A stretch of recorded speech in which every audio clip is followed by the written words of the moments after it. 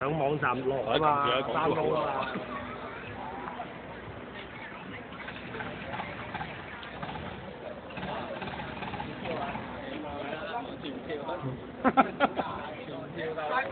喂，如果我咁講出嚟，就似乎有啲好似作大咁喎。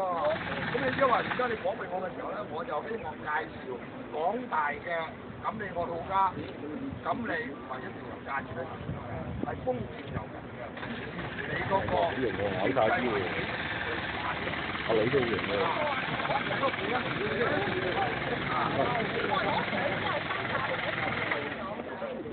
多錢都有啲咯，譬如佢哋選咗咩姐咁，佢都係嗱，我自然㗎啦。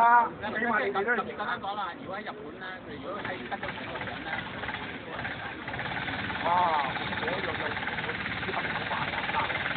呢樣價錢咧，我就好難去確定，係一個賣家，你俾嗰啲錢，我肯唔肯賣？唔係話我賣幾多錢，係嘛？咁即係話嗰條魚係當地嘅時候咧，啲肉幾啱，我啊見咗就係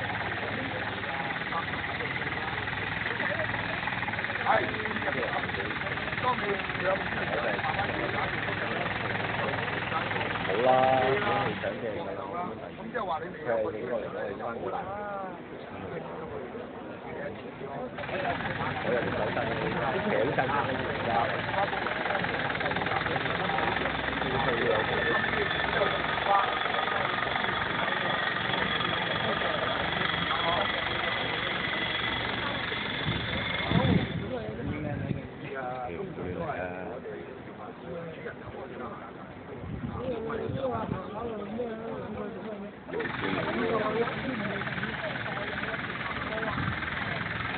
咁梗係一定要收工會費啦，呢個最起碼啊！咁就話咁相信你個投資平台，佢睇做得好，你睇好。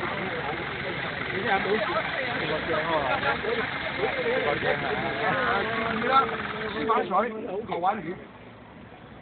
水係魚嘅生命之源，如果水睇唔得咧，兩樣嘢都冇，係咪？即係話一定要玩好多水。咁由初階又有魚片，你吸一吸慢啲嘅藥，咁樣就唔係你係嗰個情況係咁嘅情況。